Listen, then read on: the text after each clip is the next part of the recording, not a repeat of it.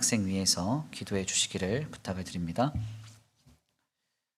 오늘 우리에게 주시는 하나님의 귀한 말씀 요한복음서 9장 1절에서 7절까지의 말씀입니다. 요한복음서 9장 1절에서 7절까지의 말씀.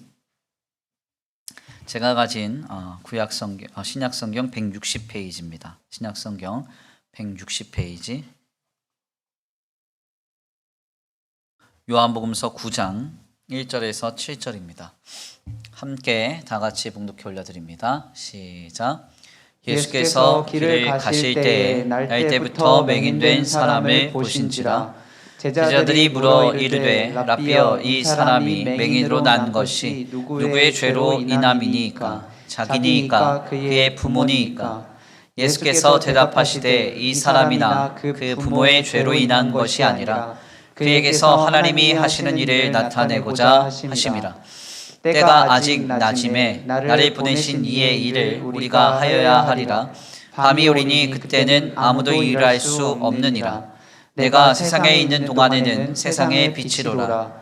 이 말씀을 하시고 땅에 침을 뱉어 진흙을 이겨 그의 눈에 바르시고 이르시되 실로암 못에 가서 씻으라 하시니, 실로암은 번역하면 보냄을 받았다는 뜻이라. 이에 가서 씻고 밝은 눈으로 왔더라. 아멘. 할렐루야.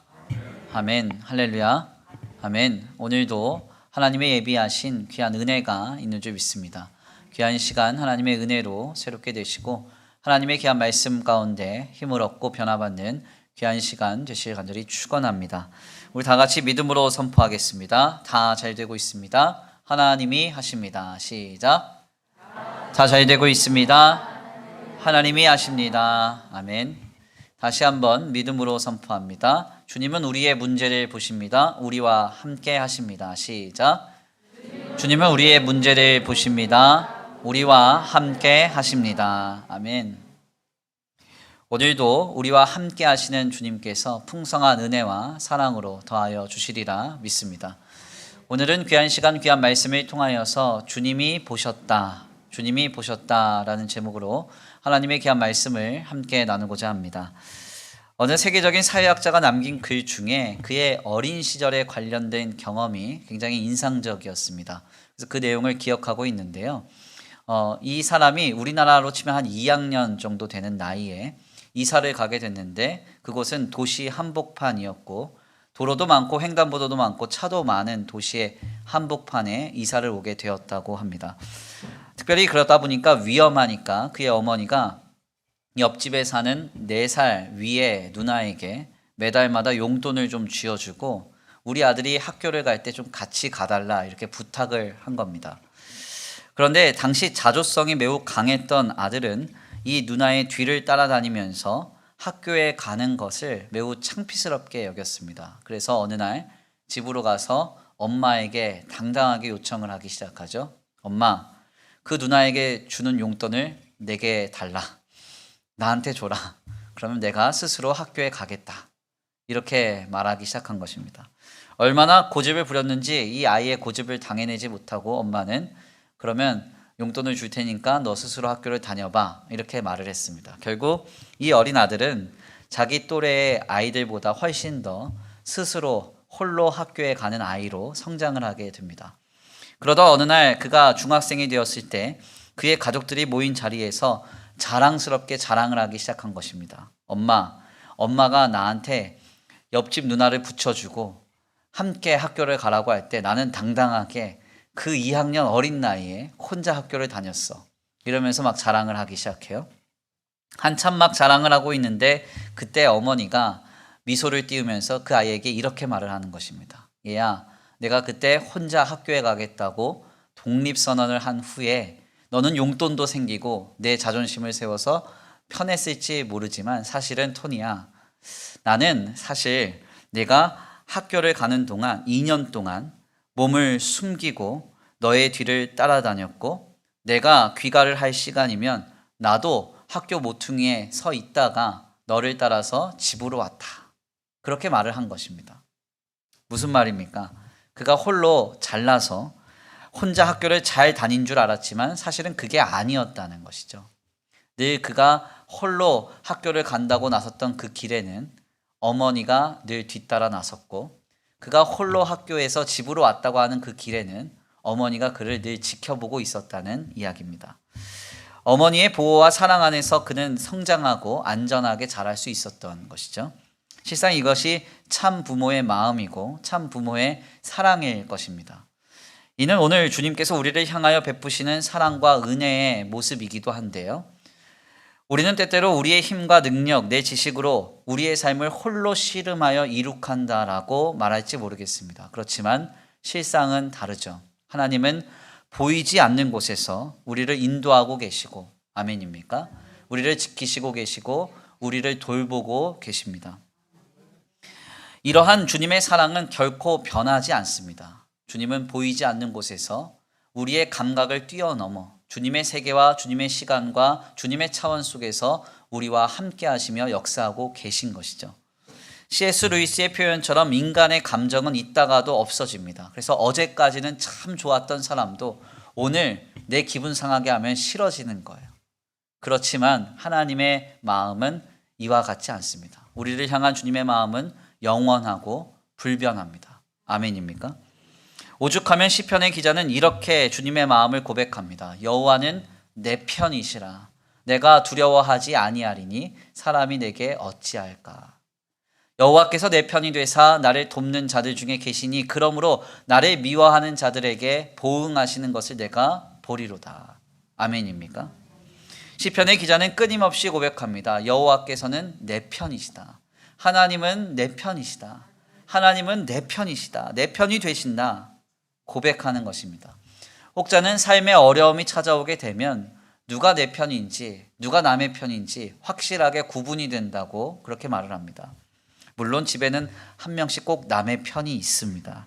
네, 그래서 남편인가 봐요. 네.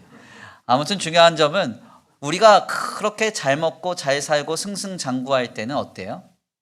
항상 사람이 따르기 마련이고 지지자들이 항상 있기 마련이고 누군가가 내 주변에 있기 마련입니다. 그런데 우리의 삶이 공고해지고 어려워지면 다 나를 떠나요. 나를 배신하는 것이죠.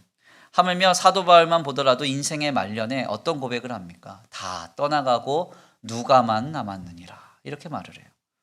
결국 시련 속에서 우리는 우리의 삶에 내 편이 하나도 없는 듯한 생각을 하게 되고 그런 상황과 조건, 현실을 직면하게 됩니다.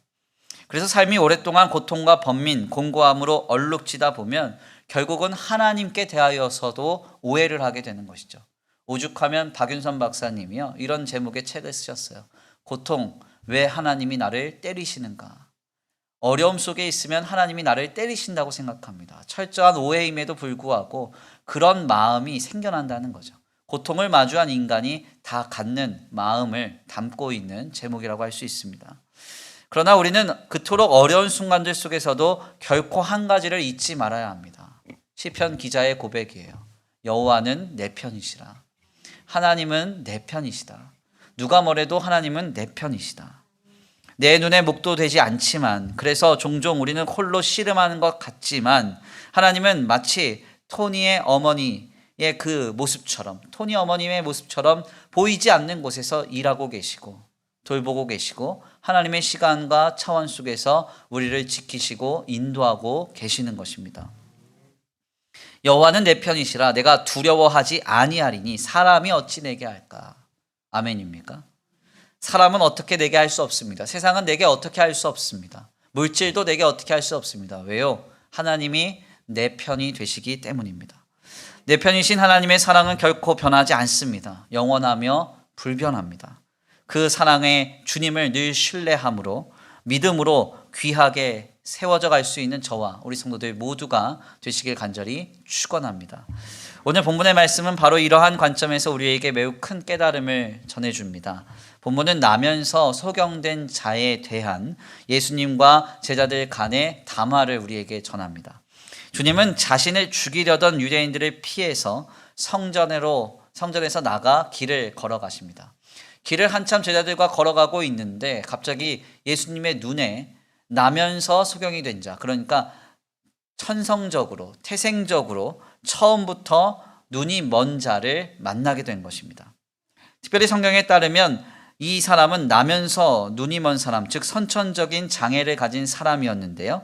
이 사람을 만나게 되었을 때 제자들은 이렇게 물었다고 전해집니다. 오늘 본 말씀 2절입니다. 우리 함께 다 같이 봉독해 올려드립니다. 2절입니다. 시작. 제자들이 물어 이르되 랍비여 이 사람이 맹인으로 난 것이 누구의 죄로 인함이니이까 자기니이까 그의 부모니이까. 아멘. 2절 말씀에 보니까 제자들은 예수님과 함께 길을 걷다가 선천적인 장애를 가진 사람을 발견하고는 도대체 이 사람의 고통의 원인은 어디에 있습니까? 이렇게 묻습니다. 이 사람의 잘못 때문에 이 사람이 나면서부터 선천적인 장애를 가진 겁니까? 아니면 부모의 죄 때문에 이 사람이 이토록 공고한 인생으로 탄생하게 된 것입니까? 물어보는 것입니다. 사실 이 질문은 역사적으로 주님의 교회 공동체 안에 항상 존재했던 질문이었습니다. 선천적인 장애를 가진 사람에 대해서 많은 이들은 항상 의문을 갖고 과연 이것이 누구 때문이냐, 이 고통의 원인이 어디에서부터 비롯되었는가를 물었던 것입니다. 이는 누구도 제대로 해석할 수 없고 답할 수 없는 난제였죠. 그래서 중세교회는 이 질문에 대해서 그 사람이 복중에 있을 때, 태아일 때 지은 죄로 인해서 저주를 받아서 선천적인 장애를 갖게 되었다고 하는 황당한 해석을 내어놓았습니다. 이는 결코 말도 안 되는 논리죠.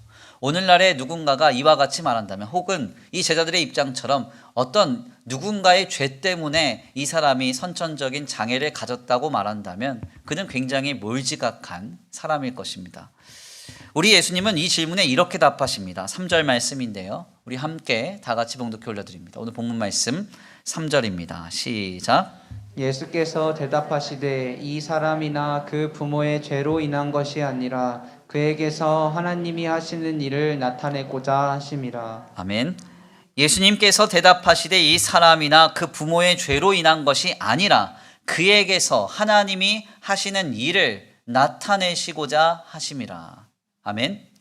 주님은 누구도 답할 수 없는 난제 앞에서 이 사람을 통해 하나님이 하실 일이 있다고 말씀하셨습니다. 그리고는 더 나아가서 6절에서 7절 말씀을 보면 이 사람에게 다가가서 그의 질병을 고쳐주시기까지 합니다. 6절에서 7절인데요. 우리 함께 다 같이 봉독해 올려드립니다. 6절에서 7절입니다. 시작. 이 말씀을 하시고 땅에 침을 뱉어 진흙을 이겨 그의 눈에 바르시고 이르시되 실로암 못에 가서 씻으라 하시니 실로암은 번역하면 보냄을 받았다는 뜻이라. 이에 가서 씻고 밝은 눈으로 왔더라. 아멘. 요한복음서 9장의 말씀을 우리가 잘 깊이 들여다보면요, 사실은 좀 의아합니다. 내용 자체가 조금 애매해요. 우리는 사실은 눈먼 자가 예수님으로 말미암아 치유를 받아서 눈을 떴다는 이 기적의 역사를 보면서 놀라워하고 감탄하면서 이 본문을 그냥 싹 지나가지만, 이 대화의 내용을 하나하나 순차적으로 깊이 들여다보면 뭔가 앞뒤가 잘 안 맞습니다. 여기에는 주님이 말씀하시고자 하는 아주 신묘한 진리가 담겨져 있는데요. 잘 한번 살펴보세요. 지금 제자들은 선천적으로 장애를 가진 사람을 보고 그 선천적인 장애의 원인, 즉 고통의 원인이 어디에서부터 기인되었는가를 묻습니다. 그런데 우리 예수님은 선천적 장애가 어디서부터 시작됐는가를 말씀하시지 않고 이 장애를 통해서 이루어질 일, 즉 결과를 말씀하십니다. 그러니까 제자들은 고통의 원인을 물어봤는데 주님은 고통의 결과를 대답하시는 거예요. 그리고 나서 또다시 주님은 더 나아가 이 소경의 눈을 뜨게 하심으로써 하나님이 하시는 일이 무엇인지를 나타내 보이십니다.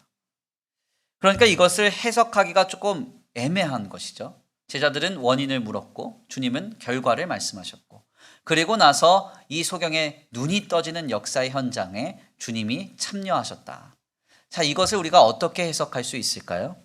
우리는 이 본문의 말씀 속에서 크게 세 가지의 귀한 깨달음을 얻게 됩니다. 먼저는 우리의 인생의 현장 속에서 경험되는 대부분의 고통의 원인은 신비라는 것입니다. 신비가 뭐예요? 미스터리. 해석할 수 없고 파악되지 않는 그 원인을 바탕으로 해서 우리에게 고통이 찾아올 수 있다는 겁니다. 그리고 두 번째는 고통을 통해서 우리가 주님이 하실 일에 집중해야 한다는 것입니다.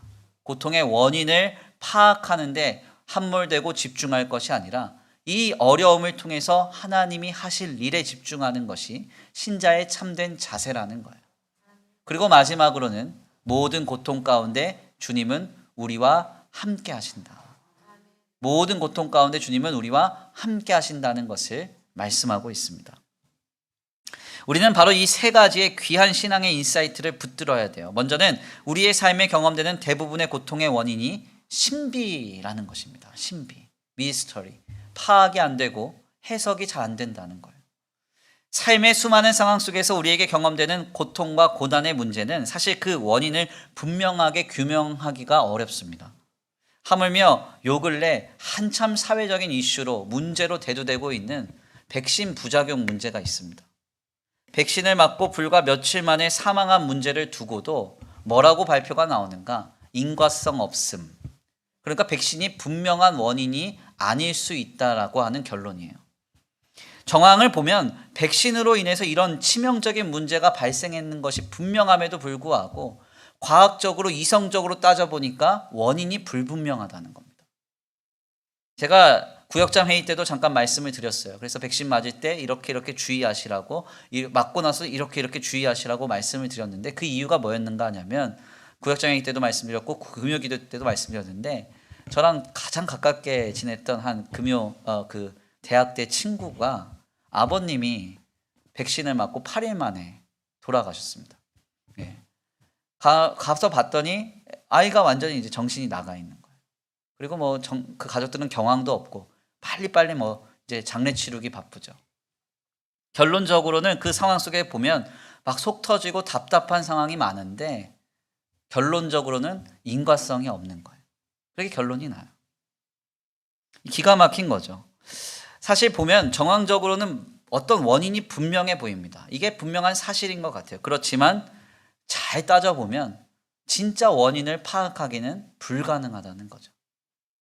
이런 일도 있는데 하물며 우리의 삶에 겪는 어려움과 아픔, 애매한 사고와 사건 속에서 그 원인을 분명하게 우리가 파악하는 일이 쉽겠습니까? 그렇지 않다는 것이죠. 이거 너무나 큰 문제고 또 우리의 삶에 늘 해석되지 않는 문제라는 거예요. 우리의 이성과 지성으로는 우리 고통의 원인, 고난의 원인을 파악할 수가 없습니다. 인생의 대부분의 원인은 거의 신비입니다. 하나님의 섭리와 하나님의 계획 속에서 왜 이 문제를 경험케 하시는지 우리는 잘 알 수 없습니다. 그렇지만 마지막 날 주님의 품에 안겨서 주님을 얼굴과 얼굴을 대면하여 보고 팔가 벗긴 것 같이 주님 앞에 모든 것이 다 드러나게 될 때에는 그때 주님이 왜 이런 고통과 고난의 문제가 있었는지를 알게 하실 거예요. 아멘입니까? 우리의 삶에 지금 일어나는 이 실제적인 상황 속에서 고난과 시련, 어려움의 원인은 분명하게 규명되기가 어렵다는 것이죠. 이는 불의의 사고로 4명의 자녀를 잃었던 스패포드라고 하는 목사님과 차량의 사고로 어머니와 아내 그리고 딸까지 잃었던 제랄드 시처라고 하는 목사님에게도 역시 마찬가지였습니다. 그들의 고난을 누가 과연 해석해 줄 수 있겠습니까? 이는 제게도 역시 마찬가지였어요. 지난 코로나 사태 때 우리 교회에 일어난 일들로 인해서 굉장히 저도 많이 어렵고 고단했습니다. 우리 교회에는 출석하지 않지만 늘 멀리서 섬겨주고 함께 걱정하며 기도해 주었던 어느 성도가 저한테 위로의 글 하나를 보내왔어요. 그 글이 잊혀지지가 않습니다. 이런 글이었습니다. 심적으로 많이 힘드셨겠습니다. 어떤 말로 위로를 드려야 할지 모르겠으나 너그럽고 여유롭게 이 또한 지나가리라고 하는 심정으로 견디셨으면 합니다. 늘 신앙적으로 그리고 습관적으로 어떤 일에 의미를 찾기 마련이나 그냥 우연히 일어난 일일 수 있어 너무 실망하거나 죄책하거나 분노하지 않으셨으면 합니다. 마치 리스본 대지진 사건으로 많은 기독교인이 사망해 신에 대한 분노로 이어졌던 것처럼 그냥 우연히 발생한 자연현상 때문에 큰 의미 부여를 하므로 오히려 상황 판단을 어렵게 할까 두렵습니다. 이럴 때일수록 냉정한 지도자의 모습을 보여주십시오. 상황을 공유해 주시고 나눠주셔서 감사합니다. 저도 교회를 위해, 목사님을 위해 기도하겠습니다. 목회자가 성도에게 권면을 받습니다. 네. 이렇게 귀한 권면을 보내주셨어요. 제가 이 위로의 말 속에서 가장 인상적이었던 것은 모든 일에 늘 신앙적으로 습관적으로 어떤 의미를 찾기 마련이지만 너무 실망하거나 죄책하거나 분노하지 말라라고 하는 권면이었습니다. 어떤 상황 속에서 어떤 사건 속에서 그 사건과 사고의 원인을 찾으려는 자세가 더욱 큰 어려움을 불러일으킬 수 있다는 것이죠. 저는 이 위로의 말을 아직도 잊지 못합니다. 물론 우리의 삶에는 분명 하나님의 계획과 뜻과 섭리가 있을 것입니다. 그러나 우리는 우리의 삶에 경험되는 모든 고단함과 어려움 속에서 그 이유를 명확하게 파악할 수는 없습니다. 그래서 우리는 그 모든 상황 속에 하나님을 믿고 신뢰하면서 믿음으로 다만 살아가야 하는 것이죠. 그래서 배 사고로 인해서 4명의 자녀를 잃었던 스페포드 목사님은 이렇게 찬양을 부르면서 견뎠다고 전해집니다. 내 평생에 가는 길 순탄하여 늘 잔잔한 강 같든지 큰 풍파로 무섭고 어렵든지 내 영혼은 평안해요, 평안해요, 평안해요. 아멘입니까? 또 제럴드 시처 목사님은 그의 인생에서 가장 사랑했던 3사람, 어머니와 아내와 딸을 차 사고로 잃고 나서 그 사고의 자리에서 일어나 하나님의 선하심과 위대하심을 연구하면서 하나님이 기도에 침묵하실 때라는 책을 통해서 오늘까지도 우리에게 귀한 신앙을 도전하고 계십니다. 그리고 저 역시도 우리 교회 안에서 벌어진 일들로 여전히 많이 어렵고 아프고 힘들지만 그럼에도 불구하고 모든 예배 때마다 항상 고백합니다. 다 잘 되고 있습니다. 하나님이 하십니다. 아멘입니까? 우리는 우리의 인생에서 고통의 문제를 만날 때 그 문제의 원인을 파악하고자 하는 데서 벗어나야 합니다. 대부분의 고통의 문제는 신비임을, 그 신비로부터 하나님의 영역에서 어떤 특별한 섭리와 계획 속에서 우리에게 애매하게 찾아올 수 있음을 우리는 인정하고 또한 주님만을 신뢰해야 한다는 이야기입니다. 그래서 여기서 파생되는 두 번째 깨달음은 이와 같습니다. 우리는 고통의 원인에 주목하거나 함몰되지 말고 다만 그 고통을 통하여 하나님이 하실 큰 일을 기대해야 한다는 것입니다. 삶의 애매한 고난이 다가올 때 신자는 그 고통의 원인이 무엇인지를 주목하고 파악하려고 몸부림을 칩니다. 이 과정이 조금 속된 표현으로 죄송하지만 사람 미치게 하는 거예요. 실상 고통의 현장보다 때때로 그 고통의 원인을 찾는 문제가 더 사람을 마음 아프게 하고 더 큰 상처와 그 아픔을 경험하게 만듭니다. 스스로를 자책하게 만들기도 하고 원망하게 만들기도 하고 남을 비난하거나 정죄하게 만들기도 하죠. 고통의 현상은 지나면 사라지는 것이지만 이 원인을 파악하는 일은 더 큰 아픔과 상처를 남길 수 있습니다. 우리 가정에 좋지 않은 일이 생깁니다. 그러면 그 가족 구성원들 중에서 믿음 좋은 권사님은 고민하는 것이죠. 이게 내가 죄를 지어서 그런가? 스스로를 막 자책합니다. 또 내 몸이 아픕니다. 그러면 또 누구 때문에 내 몸이 아픈 것 같고 사랑하는 사람에게 우환이 찾아옵니다. 그러면 그 원인이 어디에서 있을까? 막 고민하다가 건너서 가서 결국은 조상까지도 가고 그러지 않습니까? 이때 나타나는 엄청난 상처는 우리의 몸을 상하게 하고 우리의 마음을 상하게 하고 우리의 심령을 무너뜨리는 거예요. 이게 바로 너무나 큰 상처가 된다는 것이죠. 욥의 경우를 보십시오. 그의 고난의 원인을 억지로 친구들이 해석하려다가 어떤 일이 벌어져요? 지울 수 없는 상처와 정죄가 난무하게 되고요. 결국 하나님이 폭풍 속에 나타나셔서 이들을 다 책망하는 일이 우리에게 전해집니다. 어떻게 해야 되는가? 어려움이 있다. 힘든 일이 있다. 거기에 원인을 파악하려고 하는 데서 벗어나서 이 고통의 문제를 통해서 하나님의 영광과 하나님의 선하심이 이루어질 그 역사를 바라봐야 됩니다. 아멘. 하나님께서 우리의 가정에 문제를 주셨고 물질로 어려움을 주셨고 이런저런 상황적인 고통을 주셨으나 이 모든 것을 통하여 하나님은 일하실 것이다. 바라봐야 한다는 거예요. 고난을 통과한 욥의 고백입니다. 욥이 무엇이라고 고백하죠? 내가 전에는 주께 대하여 듣기만 하였사오나 이제는 두 눈으로 주를 배움나이다. 아멘입니까? 원인을 파악하려고 하지 말고 결과 주님이 하실 큰 일을 바라볼 수 있게 되기를 간절히 축원합니다. 그래서 우리 예수님은 오늘 본문 말씀을 통해서 우리에게 이렇게 말씀하십니다. 예수께서 대답하시되 이 사람이나 그 부모의 죄로 인한 것이 아니라 그에게서 하나님이 하시는 일을 나타내고자 하심이라. 그에게서 하나님이 하시는 일을 나타내고자 하심이라. 아멘. 예수님은 모두가 고통의 원인만 보고 있을 때, 그 원인에만 집중하고 함몰되어 있을 때 주님은 다만 그 고통의 결과를 보고 계셨습니다. 지금 우리의 시선을 이와 같이 바꿔야 돼요. 혹시 어려운 일이 있으신가요? 몸에 질병이 생겼습니까? 고통과 어려움 속에서 지금 많은 삶이 눌려 있습니까? 왜 이렇게 힘들지? 누구 때문이지?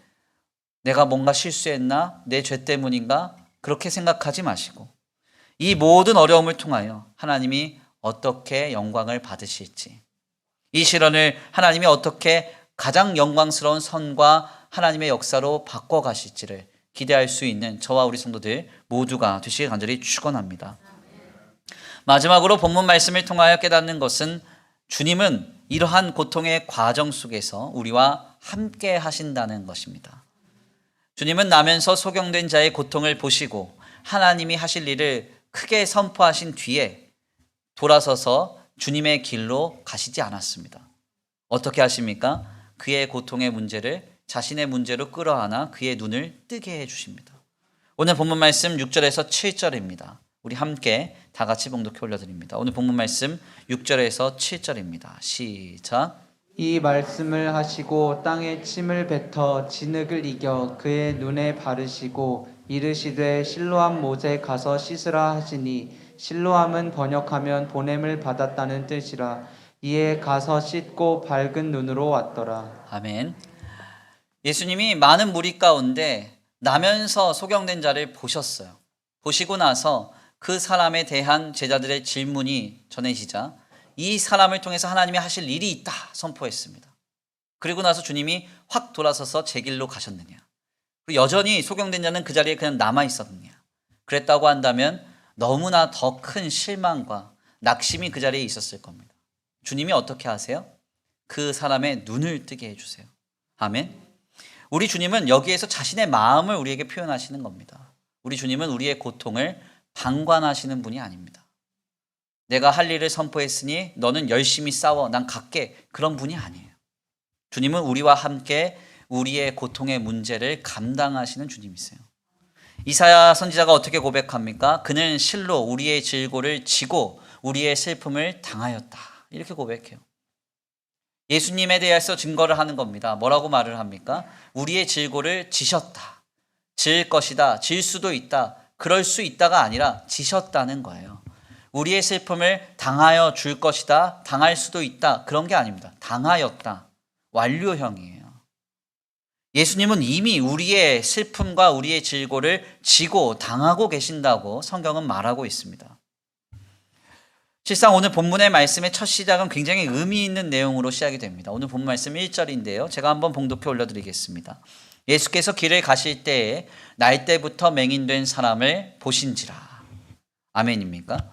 요한복음서 9장은 나면서 눈이 멀었던 자가 눈을 뜨게 되는 이 기적의 사건을 전하면서 그 첫 시작이 예수님이 선천적인 장애를 가진 사람을 볼 때의 시작이 됐다, 이렇게 말합니다. 여기서 우리말 보다라는 말로 이렇게 번역이 된 헬라어 에이도라고 하는 말이 있는데 이 단어는 중의적인 의미가 있어요. 단순히 시각적으로 봤다라는 의미와 동시에 이해하다, 깨닫다라는 의미가 담겨져 있습니다. 그래서 이 에이도라는 말을 완료형으로 쓸 때는 무조건 이해하다 혹은 깨닫다라는 말로 이 말을 사용해요. 무슨 말인가 하냐면 예수님께서 이 맹인된 사람을 보심은 단순히 보여서 보신 게 아닙니다. 보려고 본 거예요. 가만 한번 생각해 보세요. 예수님이 성전에서 수많은 사람들을 가르치시다가 성전에서 나와서 길을 걸어갑니다. 예수님 앞에 얼마나 많은 인파가 있었겠어요? 예수님 주변에 얼마나 많은 사람들이 있었겠어요? 그런데 그 중에서 주님은 나면서 소경된 자를 보십니다. 보고 계세요. 이게 어떤 의미예요? 주님이 어떤 목적과 의도를 가지고 그 사람을 보셨다는 의미입니다. 왜 이 사람을 보셨는가? 이 사람을 아셨고 이 사람의 고통을 아셨고 이 사람의 질고와 슬픔을 아셨기 때문에 많은 사람들 중에서도 주님은 나면서 소경된 자를 주목하여 보신 것입니다. 여기서 우리는 주님의 마음을 확인합니다. 주님은 오늘도 하나님의 자녀된 우리의 삶을 주목하여 보고 계세요. 왜 보시는가? 관찰하고 관망하기 위해서가 아닙니다. 내가 은혜를 줬는데 너네 얼마나 잘 사는지 보자 하고 주님이 내버려 보시는 게 아니에요. 주님은 우리를 이해하시고 우리의 고통을 다 아시고 우리와 함께 하시기 위해서 우리를 보고 계신 것입니다. 오죽하면 성경은 주님이 우리를 불꽃 같은 눈으로 감찰하고 계시며 졸지도 쉬지도 아니하신다고, 너희를 그렇게 돌보신다고 말씀하고 계시지 않습니까? 바로 주님은 고통의 문제 가운데 있는 성도들에게 오사 항상 함께 하시고 우리의 질고를 감당하시길 원하고 계신다는 것입니다. 바로 그 주님의 모습이 오늘 요한복음서 9장의 말씀을 통해서 우리에게 증거가 되는 것이죠. 이 주일 아침에 주님이 우리에게 이렇게 말씀하시는 거예요. 내가 고통 속에 있느냐? 원인에 집중하지 말고 그 고통을 통하여 내가 할 일을 바라보라. 아멘. 그리고 모든 상황 속에서 주님이 함께 하심을 믿으라. 아멘. 그 놀라운 역사를 주님 계속 말씀하고 있습니다. 어렵다고 불평하고 누구 때문이냐, 이것이 어떻게 이르게 되었느냐 스스로 자책하고 질책하면서 누군가를 향하여 정죄하고 판단하면서 그렇게 우리의 삶을 읽어가지 말고 고통 속에 있을 때 주님이 이 일을 바꾸사 역사하실 하나님의 큰 일을 바라보고 이 모든 어려운 여정 속에서도 주님은 나와 함께 하심을 믿으라는 것입니다. 11월부터 단계적인 일상 회복이 시작된다고 하는 소식이 들려왔습니다. 그래서 조금 사역적인 입장에서도 소망이 좀 생깁니다. 우리 성도님들도 만날 수 있고 이제 열심히 또 기도하고 찬양하고 함께 예배할 수 있는 시간이 허락되기를 기대하면서 기쁨으로 바라보고 있습니다. 지난 주간부터 시작한 가을 대신방을 통해서 오랜만에 성도님들을 만나서 교제도 하고 기도의 제목도 받고 또 이렇게 함께 기도도 하고 있는데요. 어떤 분이 저한테 그러시더라고요. 목사님, 코로나가 2년이나 갈지 몰랐습니다. 막 그러면서 2년이나 갈지 몰랐다고 계속 말씀하세요. 예, 욕한 게 아니라 2년이 갈지 몰랐다. 인정하든 인정하지 않든 간에 실상 지난 2년여 동안 코로나가 남긴 상처와 고통의 문제는 우리의 삶과 신앙에 지대한 영향을 미쳤습니다. 이와 더불어서 어떤 이는 육신의 질고가 찾아왔을 수도 있고요. 어떤 분들은 가정의 각종 상황과 문제로 고통이 가중된 분들도 계실 것입니다. 많은 혼란과 마음의 어려움을 느끼고 계실 텐데 바로 이러한 상황에 있는 성도들에게 주님이 우리에게 말씀합니다. 뭐라고 말씀합니까? 고통의 원인은 신비다. 다만 나를 믿고 그 고통을 통하여 하나님이 하실 큰 일을 기대하라. 아멘. 그리고 주님이 모든 고통 속에서 함께 하심을 믿으라. 아멘. 주님 말씀하고 계십니다. 우리 하나님은 이 일 때문에 예수 그리스도를 우리에게 보내주셨습니다. 예수님이 이 일 때문에 우리에게 오셨고 이 일 때문에 우리에게 그 자신을 내어주셨어요. 이사야서 53장 4절에서 5절입니다. 그는 실로 우리의 질고를 지고 우리의 슬픔을 당하였거늘 우리는 생각하기를 그는 징벌을 받아 하나님께 맞으며 고난을 당한다 하였노라. 그가 찔림은 우리의 허물 때문이요 그가 상함은 우리의 죄악 때문이라. 그가 징계를 받음으로 우리가 평화를 누리고 그가 채찍에 맞음으로 우리는 나음을 받았도다. 아멘입니까? 예수님이 이 땅에 오셔서 이루신 그 구원의 역사는 우리에게 대신 짐을 져주시는 역사였음을 말하고 있습니다. 우리의 질고를 지셨고 우리의 슬픔을 당하셨고 아멘입니까? 우리가 평화를 누리고 우리가 나음을 받기 위하여 주님이 십자가를 지시고 모든 물과 피를 쏟으며 생명을 내어주셔서 모든 사망에서 모든 죄에서 모든 비참에서 우리를 건져주시는 구원의 역사가 이르게 되었다고 성경은 말하고 있습니다. 그러므로 우리가 이 사실을 전제할 때 다시 한번 결단해야 합니다. 혹시 삶에 어려움이 찾아오셨습니까? 고통이 있습니까? 이 고통과 어려움이 왜 이르게 되었는지 원인에 마음과 생각을 집중하지 마십시오. 그것에 함몰되어서 스스로를 정죄하거나 남을 원망하지 마십시오. 다만 그 고통을 통해서 하나님이 하실 일을 기대하실 수 있게 되기를 간절히 축원합니다. 그 모든 고통의 여정 속에서 우리와 함께 하시는 주님을 만나시기를 간절히 축원합니다. 바로 그때 우리는 나면서 눈먼 자를 보셨던 그 주님이 우리와 이미 함께하고 계심을, 우리를 이미 알고 계시고 우리에게 역사하고 계심을 경험하게 될 줄 믿습니다. 그 놀라운 역사의 주인공 되시기 간절히 축원합니다. 귀한 말씀의 결론을 맺겠습니다. 우리의 인생에 경험되는 대부분의 고통의 원인은 신비입니다. 우리가 다 파악하고 이해할 길은 없습니다. 그러므로 우리는 고난의 원인을 파악하는 데 주목할 것이 아니라 다만 모든 고통과 어려움을 통하여 주님이 하실 큰 일에 집중해야 합니다. 그리고 모든 고통 가운데 하나님은 결코 변함이 없이 우리와 항상 함께 하심을 우리는 잊지 말아야 합니다. 이 주일 아침에 주님은 우리에게 묻고 계십니다. 내가 고통 속에 있느냐?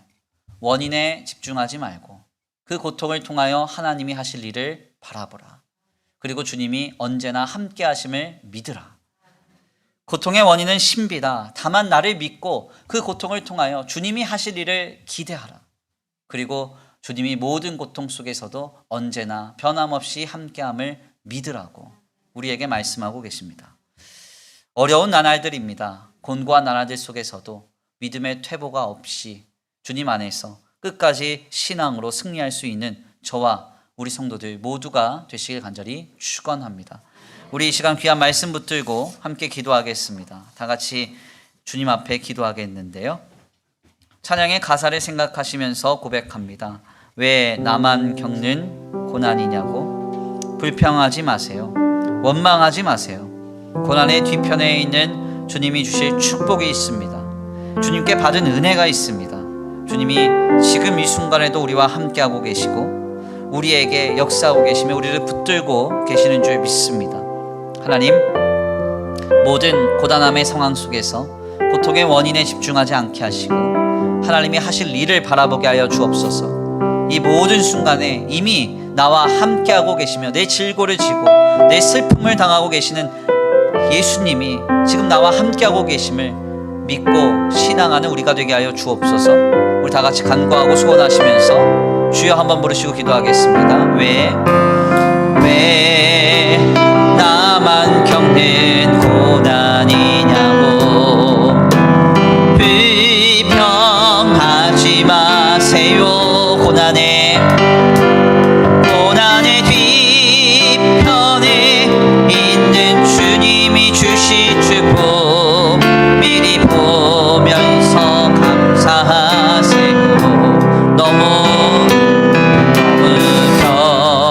견디기 힘든 지금 이 순간에도 주님이 일하고 계시잖아요. 남들은 지쳐 앉아 있을지라도 당신만은 일어서세요. 힘을 내세요. 힘을 내세요. 힘을 내세요. 주님이 손잡고 계시잖아요.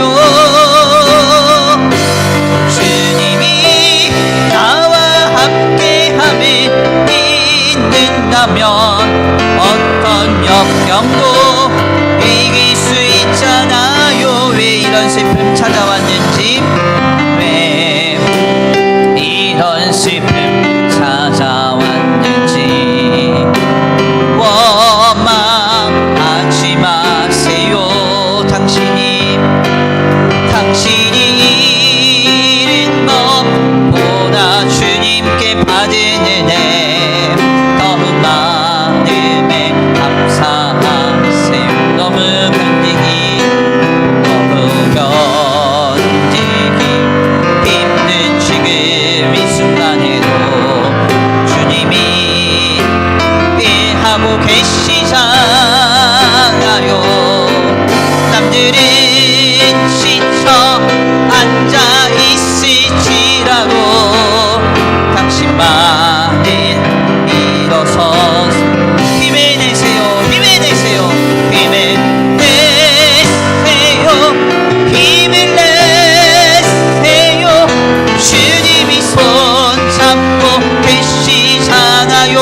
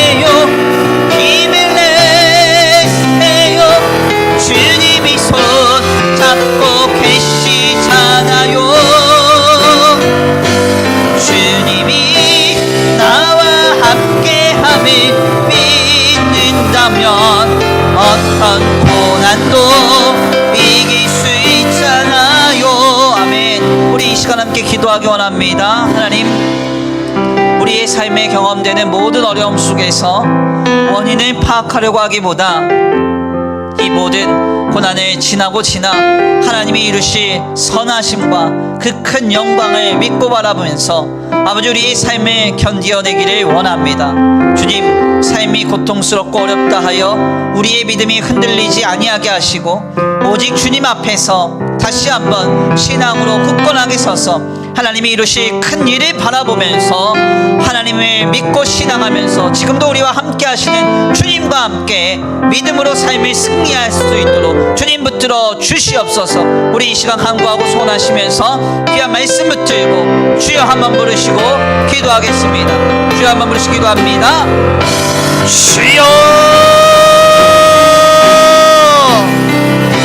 사랑과 은혜가 많으신 하나님 감사합니다. 하나님 감사합니다. 하나님 감사합니다.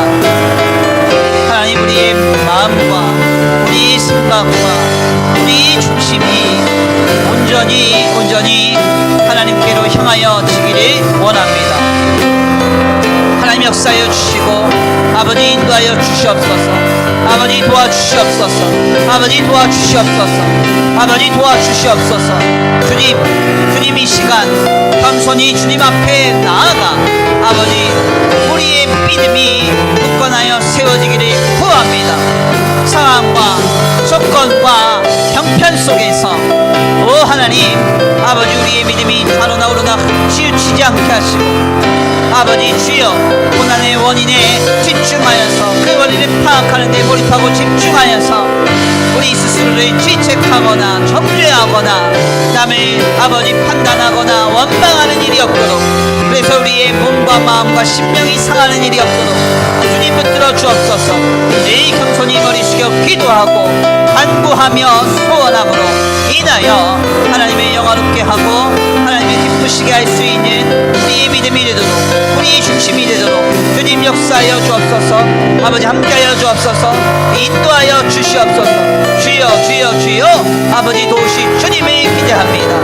주여 주여 주여, 역사하시 주님을 기대합니다. 하나님, 모든 어려움의 순간 속에 나와 함께 하시는 주님이 계신 줄 믿습니다. 그 주님을 붙들고 의지하여 승리하기 원합니다. 주님 도와주옵소서.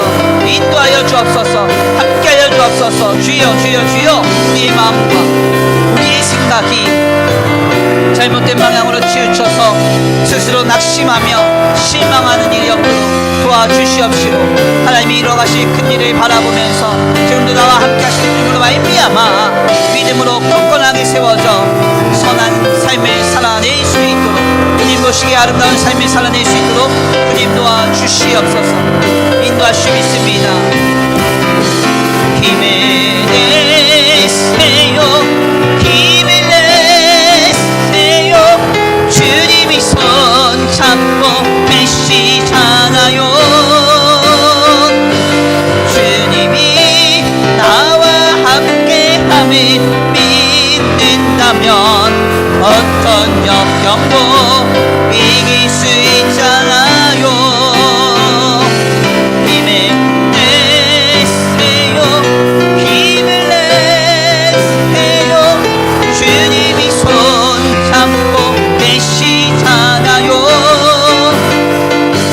주님이 나와 함께함을 믿는다면 어떤 고난도 이길 수 있잖아요. 힘을 내세요, 힘을 내세요. 주님이 손 계시잖아요. 주님이 나와 함께함을 믿는다면 어떤 역경도 견딜 수 있잖아요. 아멘. 하나님 감사합니다. 오늘 귀한 시간, 귀한 자리로 주님 앞에 나와 하나님의 귀한 말씀 상고케 하시니 감사합니다. 나면서 소경된 자를 주님은 다 알고 계셨고 그의 질고와 슬픔을 이미 지고 계셨습니다. 그래서 그를 바라보셨고 결국 하나님의 놀라운 사역의 역사에 그를 참여케 하여 두 눈을 뜨게 하셨던 역사를 말씀을 통하여 깨닫게 하시니 감사합니다. 많은 사람들은 이 소경의 고통의 원인에만 주목하고 누구를 정죄할까, 원망할까 그렇게 바라보고 있었으나 우리 주님은 이 모든 것을 통하여 하나님의 영광을 이루시고 하나님의 큰 일을 이루실 것임을, 주님이 거기에만 주목하고 계셨음을 다시 한번 말씀을 통하여 깨닫게 하시니 감사합니다. 때때로 우리가 우리의 삶을 살아갈 때에 어렵고 곤고한 나날들을 지나지만 하나님, 결국 하나님께서 하나님의 큰 일을 이루어 가실 줄 믿습니다. 이것이 누구 때문인가, 무엇 때문인가 하여서 거기에만 함몰되어 집중되어 우리의 몸과 마음과 심령이 상하는 일이 없게 하여 주시옵시고, 모든 고통을 지나고 지나 하나님이 이루실 놀라운 역사를 믿음으로 바라보면서 승리할 수 있는 우리의 신앙이 되도록 복내려 주시옵소서. 오늘도 예배하고 돌아가는 발걸음 안전히 거하게 하여 주시옵시되, 눈에 보이지 않아도 귀에 들리지 않아도 손에 잡히지 않아도 주님 우리와 함께하고 계신 줄 믿사오니 한 주간의 삶의 현장 속에서 우리에게 함께하여 주셔서 눈과 같이 우리를 보호하여 주시고 우리의 영과 육과 혼에 그 어떤 악한 것도 틈타지 않도록 주님 복내려 주시옵소서. 주님의 풍성한 은혜와 사랑이 넘치는 한 주간이 될 줄 믿습니다. 아버지, 이 시간 주님 앞에 귀한 예물 올려드리오니 주님 이 예물 위에 복의 복을 더하사 하나님의 귀한 나라와 주님의 복음을 위하여 쓰임받는 거룩한 예물 되게 하여 주시옵시고, 이 예물이 쓰여지는 곳곳마다 영혼과 생명이 살아나는 역사가 있게 하여 주시옵소서. 이 시간 간구하고 소원합니다. 하나님, 뜨셔진 손길 위에 복의 복을 더하여 주셔서 하늘의 신령한 복과 땅의 기름진 복으로 덧입혀 주시옵시고 차고 흔들어 넘치도록 주님 채워 주시옵소서. 도우실 줄 믿고 감사함을 올려드리오며 사랑과 은혜가 많으신 우리 주 예수 그리스도의 이름으로 감사하며 기도 올려드립니다. 아멘. 이제는 우리 주 예수 그리스도의 은혜와 성부 하나님의 극진하신 사랑하심과 성령 하나님의 내주 교통하심이 고통의 원인이 아니라 고통의 결과, 하나님이 하실 일을 믿고 바라면서 온전히 신앙하며 주님과 함께 동행하기로 결단하는 모든 성도들 머리 위에 이제로부터 영원토록 함께 있을지어다.